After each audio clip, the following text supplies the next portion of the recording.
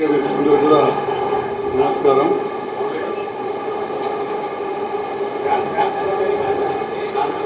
జగిత్యాల శాసనసభ్యునిగా రెండవసారి గెలిచిన తర్వాత వివిధ అభివృద్ధి సంక్షేమ కార్యక్రమాల్లో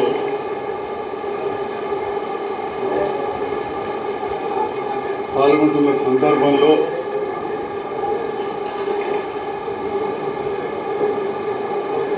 బీఆర్ఎస్ పార్టీ ప్రభుత్వం ప్రతిపక్షంలో ఉండడంతో నేను కూడా అనుభవంతో ప్రతినిత్యం వందలాది మంది ప్రజలు, కార్యకర్తలు, నాయకులు వారి అవసరాలు, ముఖ్యంగా జగిత్యాల ప్రాంత అభివృద్ధి విషయంలో ఎన్నోసార్లు అడగడం జరిగింది. మరి ఆ సందర్భంలో జగిత్యాల ప్రాంత అభివృద్ధి సమర్థవంతంగా చేయాలంటే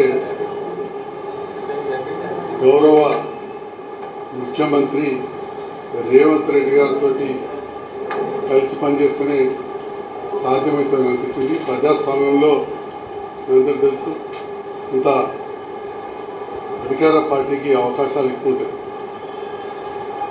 రెండవది, రేవంత్ రెడ్డి గారు కూడా అన్నమాట ప్రకారం రైతు రుణమాఫీ, ముఖ్యమంత్రి గారు రైతు రుణమాఫీ 31,000 కోట్లు తప్పకుండా చేస్తామని చెప్పి ఇప్పటికే వారు పూర్తి స్థాయిలో కసరత్తు ప్రారంభించారు. రైతులందరూ కూడా గౌరవ ముఖ్యమంత్రి రేవంత్ రెడ్డి గారు కూడా రైతు కుటుంబం నుంచి వచ్చిన, సామాన్య రైతు కుటుంబం నుంచి వచ్చిన వ్యక్తి కాబట్టి పూర్తి విశ్వాసం ఉంది. రైతులు కూడా రేవంత్ రెడ్డి గారి పక్షాన నిలబడడం కనబడుతూ ఉంది. దాంతో పాటుగా 6 గ్యారెంటీలో భాగంగా ఇంకా మిగతాయి కూడా ఇప్పటికే కొన్ని ప్రారంభమైనవి. ముఖ్యంగా మహిళల విషయంలో కావచ్చు, ఉచిత కరెంటు విషయంలో కావచ్చు. మరి ఇవన్నిటి తోడు జగిత్యాల ప్రాంత అభివృద్ధిని దృష్టి పెట్టుకొని గౌరవ తెలంగాణ రాష్ట్ర ముఖ్యమంత్రి రేవంత్ రెడ్డి గారితో, ఆ ప్రభుత్వంతో కలిసి పనిచేయాలని చెప్పి వెళ్ళినప్పుడు వారు కూడా సాధారణంగా చిన్న కండవతోటి నన్ను ఆహ్వానించారు. వారికి హృదయపూర్వక, వారితో పాటుగా వారి మంత్రివర్గ సభ్యులు, నాతోటి శాసనసభ్యులందరూ కూడా హృదయపూర్వక ధన్యవాదాలు తెలియజేస్తున్నా. మాట్లాడింది మరి ఇతర పార్టీ వాళ్ళు గెలిచిన తర్వాత బీఆర్ఎస్ టీఆర్ఎస్ ప్రభుత్వంతో కలిసి పనిచేసిన ఆనవాయితీలు లేవా? ఆనాడు శ్రీనివాస్ యాదవ్ గారు కావచ్చు, చెప్పుకుంటూ పోతే చాలామంది ఉన్నారు. మల్లారెడ్డి గారు తెలుగుదేశం నుంచి పార్లమెంట్ సభ్యులు కలిసి బీఆర్ఎస్ ప్రభుత్వంతో కలిసి పనిచేశారు. శ్రీనివాస్ యాదవ్ గారు అటు గెలిచి పనిచేశారు. సో అవన్నీ అప్పుడు వీరు కదా కలిసి వాళ్ళు ఆ పార్టీతో కాంగ్రెస్ నుంచి గెలిచిన సవితమ్మ వారందరూ కూడా చెప్పుకుంటూ పోతే ఇంకా చాలా ఉన్నాయి. అనుభవజ్ఞులు ఇప్పటికే చెప్పారు ప్రెస్లలో, నేను ప్రత్యేకంగా చెప్పేదేం లేదు. అదే రకంగా నాకు కూడా కొంత బాధ ఉన్నా కానీ మరి ప్రభుత్వంతో పనిచేయాలి, పనులు కావాలి. మరి ఎప్పుడైతే నిన్న ఈ జీవోలు వచ్చినాయో నిజంగా కూడా సంతోషం అనిపిస్తుంది. ఇప్పటికే 32 కోట్లు చేస్తే తప్పకుండా ఇంకా వందలాది కోట్ల రూపాయలు తీసుకొచ్చి ఈ ప్రాంతాన్ని అభివృద్ధి చేస్తా అని చెప్పి నాకు పూర్తి విశ్వాసం ఉన్నది. అయితే నిన్న విమర్శించిన వాళ్ళు ఒకసారి ఆత్మవిమర్శ చేసుకోవాలి. గతంలో వాళ్ళు ఎట్లా వేరే పార్టీలో తీసుకున్నారు, ఈ ఒక్కరైతే బాగా విమర్శించారు. వారు వేరే పార్టీకి ఇండ్లుండి బీఆర్ఎస్లో ఉండి టీఆర్ఎస్లో ఉండి వేరే పార్టీ కోటేసిందని చెప్పి మొన్న శాసనసభలో కూడా చర్చకు వచ్చింది.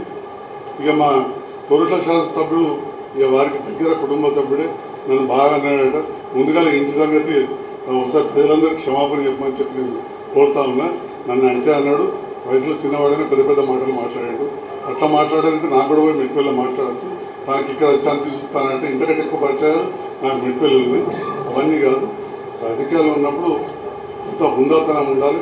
ఏదైనా మాట్లాడినప్పుడు మరి మనం ఏం చేసామని చెప్పి కూడా ఆలోచించుకోవాలని చెప్పి నేను నిన్న ఇక్కడ మా వేదిక పైన కేటీఆర్ గారి మీటింగ్ జగిత్యాలు ఏర్పాటు చేసి ఏకంగా నన్ను విమర్శించి నేను రేవంత్ రెడ్డి గారి ప్రభుత్వంతో కలిసి పనిచేస్తా అని చెప్పి ఇట్లా వార్త వచ్చిందో లేదో రకరకాలుగా నన్ను నిందించిన వాళ్ళు ఫస్ట్ ఆత్మవిమర్శ చేసుకోవాలని చెప్పి మరోసారి తెలియజేస్తూ జగిత్యాల నియోజకవర్గ అభివృద్ధే నా లక్ష్యం, అంతే తప్ప వేరే కాదు. దానికోసమే పనిచేయడం జరుగుతుందని చెప్పి నేను జగిత్యాల ప్రజలకు తెలియజేస్తున్నా.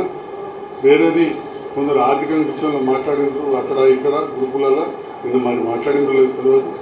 ఆర్థికంగా చూసుకుంటే నాకున్న బతుకు ఒక 50 కుటుంబాలు సాధగలుగుతాను ఖాళీ హాస్పిటల్లో కూర్చుంటే ఎనీ టైం. కాబట్టి ఒక నా కుటుంబాన్ని నేను చదువుకోవడానికి ఎవరికో లాలించబడాల్సిన అవసరం లేదని చెప్పి కూడా ఇక్కడ ఉన్న మీడియా మిత్రులకు, చాలామంది మీ మీడియా మిత్రులంతా జగిత్యాల కరీంనగర్ ప్రాంత వాస్తవ్యులు కాబట్టి మీకు కూడా అన్ని విషయాలు తెలుసు. కాబట్టి ఈ సందర్భంలో తెలియజేస్తూ నా కుటుంబాన్ని సాదుకోవడానికి ఇంకో ప్రభుత్వం ఎక్కువ పోవాల్సిన అవసరం లేదు. నేనే ఒక 50 కుటుంబాలు, మా ఉన్నొక్క అమ్మాయి, మా అల్లుడి కుటుంబం ఇంకో 50 కుటుంబాలను సాదే అంత కెపాసిటీ ఉంది సామాన్యుడుగా. ఎప్పుడు కూడా నేను చాలా లో ప్రొఫైల్ మెయింటైన్ చేస్తా, సామాన్య జీవితమే గడుపుతా. పెద్ద ఏదో బెంచ్ కార్లో తిరగాలనో ఎన్నో తిరగాలని కూడా లేదు. కాబట్టి నాకున్న దానికి కంఫర్టబుల్గా ఉన్నాం.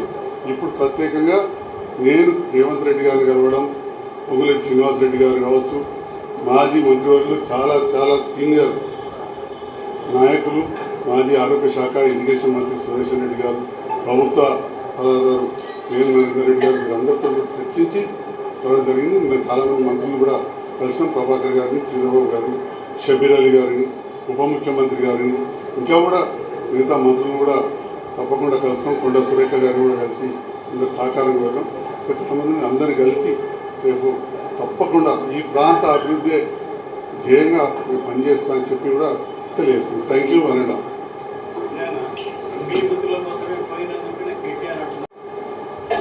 ఏ మాట మీదనైతే నాతోటి పూర్తి సహకరిస్తామని చెప్పారో అన్నమాట ప్రకారం జగిత్యాల పట్టణంలో డబుల్ బెడ్రూమ్ ఇల్లు ఎక్కడా లేని విధంగా కట్టడం జరిగింది. దానికి మొదటిసారి గెలిచిన శాసనసభ్యునిగా కాంట్రాక్టర్ కావచ్చు, కొంతమంది సహకారంతో చాలా కొంత కష్ట నష్టాలకు పడిచి కూడా మేము పూర్తి చేసినాం. దాదాపు 4,500 ఇండ్లు అంటే 20,000 మంది కడుపేదస్తారు. వారికి మౌలిక వసతుల కోసం నిధులు అవసరం ఉండి చేయలేకపోయినాం. పాతవి కూడా కొన్ని బకాయిలు ఉండే, అయితే అవన్నీ కూడా చేస్తామని చెప్పి మాట ఇవ్వడమే కాకుండా జీవో కూడా 32,16,00,000 రూపాయలు నిన్నటి తారీఖున జీవో ఇవ్వడం జరిగింది. అంటే 4,500 ఇళ్ళు అంటే దాదాపు 20,000 మంది కడుపేదస్తులు ఉంటారు. మరి నాది పూర్తి స్థాయిలో రాజకీయ కుటుంబం, నా రక్తంలో రాజకీయం ఉంది. నేను పుట్టకముందే మా చిన్న తాత గారు మొట్టమొదటి కాంగ్రెస్ పార్లమెంట్ సభ్యులు, కాంగ్రెస్ పక్షాన, అంతకుముందు సిపిఐ ఉంది ఇక్కడ కరీంనగర్లో. మాక్నూర్ శ్రీరంగరావు, నా పేరు మాక్నూర్ సంజయ్ కుమార్ అంశాలి. మాక్నూర్ శ్రీరంగరావు మా సొంత చిన్న తాత, వారి పిల్లలు లేరు. మా నాన్నగారు తమ్ముడిని అడాప్షన్ చేశారు. వారు ఒకసారి పార్లమెంట్ సభ్యులైన తర్వాత గుండెపోటుతో మరణించి ఆ ఉన్నొక్క టర్మ్లో ఇక్కడ గాంధీనగర్ ఏర్పాటు చేయడంలో కీలక పాత్ర వహించారు. అదేవిధంగా నా భార్య తరఫున కావచ్చు, మా అమ్మ కూడా మేనమామ, నా భార్యకైతే సొంత తాత జువాడి సుబ్బారావు గారు 3 సార్లు మంత్రిగా ఉన్న సందర్భంలో నేను కూడా అప్పుడు చిన్నపిల్లవాడిని. నా సొంత అంతర్గామంలో అప్పుడు ఇందిరమ్మ కాలంలో ఇల్లు కట్టించడం జరిగింది.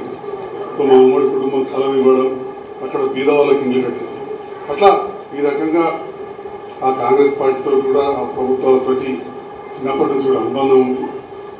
మధ్యలో వారు చనిపోయిన తర్వాత పెద్దలు చుక్కారావు గారు రాజకీయాల నుంచి పక్క తప్పుకున్న తర్వాత నేను పెద్ద ఏ పార్టీలో కూడా యాక్టివ్ లేకున్నా కానీ రాజకీయాలు ఎప్పుడు చురుగ్గా ఉంటుంటాయి.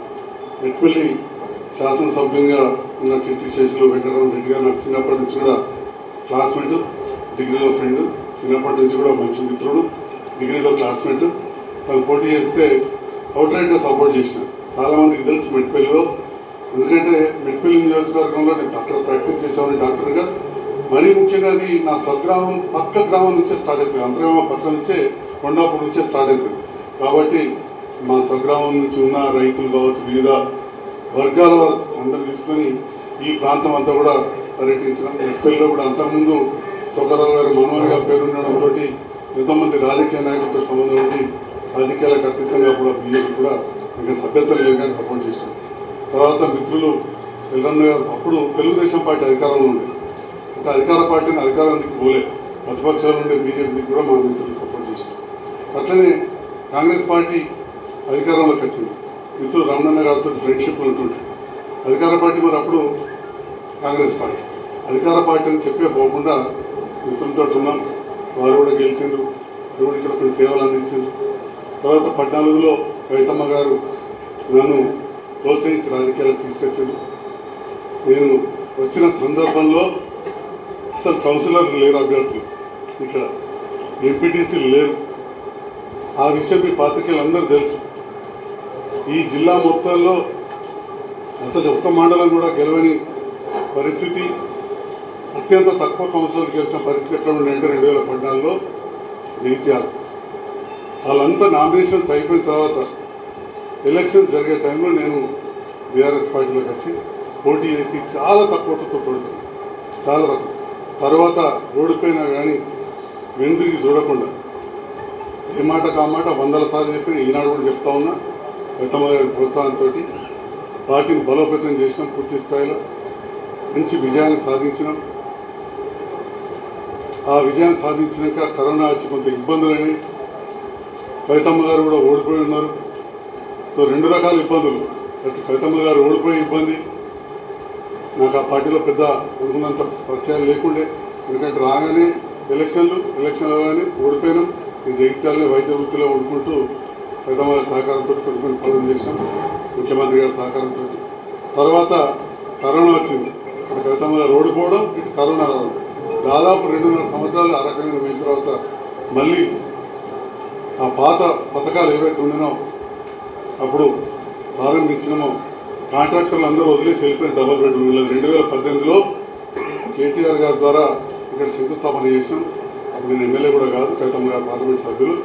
ఆ కాంట్రాక్టర్ 3 సంవత్సరాలు వదిలి వెళ్ళిపోతే మా కుటుంబ సభ్యులకు మిత్రులైన కాంట్రాక్టర్ని తీసుకొచ్చి 4000 ఇండ్లు నిర్మాణం చేసినాం. ఒక జగిత్యాలు ఒక్క డబుల్ బెడ్రూమ్ ఇల్లు కట్టాలంటే ఎంత కష్టం మీకు తెలుసు.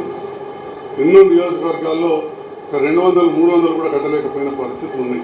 ఇక్కడ అదేవిధంగా నిరంతరం ప్రజల మధ్య నుండి పల్లెనిద్ర లాంటి చేసుకుంటూ ప్రజల మధ్య నిరంతరం అందుబాటులో ఉండడంతో చుట్టుపక్కల నియోజకవర్గాల్లో కొంత ప్రతికూల పరిస్థితులు ఏర్పడి బీఆర్ఎస్ పార్టీ శాసనసభ్యులు ఓడిపోయినా నన్ను గెలిపించింది. నా మంత్రిగా కూడా నిరంతరం ప్రజల మధ్యలో ఉన్నా. మన అంత విశ్వాసంతో నేను గెలిస్తే ఈ ప్రాంతం అభివృద్ధి అవుతుందని చెప్పి ఏదైతే ప్రజలు గెలిపించారో, మరి ప్రజాస్వామ్యంలో ప్రతిపక్ష పార్టీలకు పనిచేసే దాంట్లో మరి ఒక పాత్ర ఉండదు, ప్రతిరోజు విమర్శించడం. మరి కొంత పని చేయాలి, ఈ ప్రాంతం అభివృద్ధి చేయాలి అని చెప్పి ఆలోచన చేసి గౌరవ ముఖ్యమంత్రి గారిని కలవడం, కొందరు మంత్రులు కలవడం, వారు కలిసి పనిచేద్దామని చెప్పడంతో నేను గౌరవ ముఖ్యమంత్రి గారితో కలిసి పనిచేయడం జరుగుతోంది. ఇదే విషయాన్ని మీ మీడియా ద్వారా మరొకసారి తెలియజేయాలని చెప్పి ఈరోజు ఈ పత్రికా సమావేశం పెట్టాం. నిన్న గౌరవ party working president, BRS party working president గౌరవనీయులు మాజీ మంత్రివర్యులు కేటీ రామారావు గారు, అదేవిధంగా మా సోదర సమానుడు కొరుట్ల శాసనసభ్యులు, ఇంకా కొందరు రకరకాల అవసరం లేదు, నేనే 50 కుటుంబాలు సామాన్య కుటుంబాల సహాయంతో నేను మాట్లాడేటోళ్ళు విజ్ఞత ఉండాలి. నేనేంది వారేంది తెలుసుకోవాలి. వాళ్ళ అమ్మగారు మా అమ్మగారు ఒకటే మండలం, నా భార్యది వాళ్ళ అమ్మగారిది. అక్కడ ఆ మండలంలో కూడా బోయినపల్లి మండలంలో కూడా ఏ స్థాయిలో ఉన్నామో అందరూ తెలుసుకోవాలి.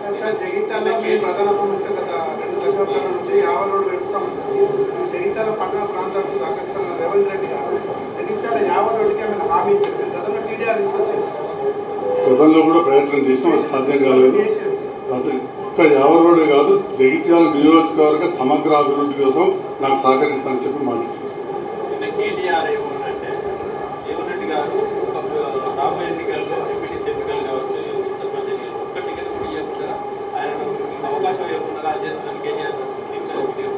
పెద్దల జీవన్ రెడ్డి గారు నాకు చిన్నప్పటి నుంచి కూడా తెలుసు.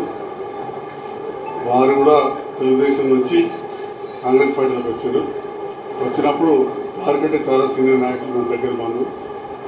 వారికి కూడా నేను ఓటేసిన అని చెప్పి ఇదివరకు ఒకనాడు ఒక మీటింగ్లో చెప్పిన, మీ కెమెరాలలో బంధించబడి ఉంటుంది లోకల్ ఛానల్ ఖచ్చితంగా, ఇదివరకే చెప్పిన నేను. సో వారికి నాకు వ్యక్తిగత లేదు, కొంత పిసిసి సమాచారం ఇవ్వడంలో లోపం జరిగిందని చెప్పి పెద్దలు చెప్పినారు. దాన్ని వారు పెద్ద మనసుతో అర్థం చేసుకుంటారని భావిస్తున్నా. ఖచ్చితంగా కలిసి పనిచేస్తాం, పెద్ద విషయం లేదు. కాంగ్రెస్ పార్టీలో ఉన్న ఈ స్థానిక నాయకులు అందరూ కూడా నాకు బాగా తెలిసిన వాళ్ళు. వాళ్ళు ఒకరిద్దరు ఏదో మాట్లాడినట్టు ఏదో కేసులు, కానీ నేను ఎవ్వరి మీద కూడా కక్ష సాధింపు చర్యలు అనేది ఏనాడో తీసుకోలేదు, తీసుకోను కూడా. Thank you. వరండాల్.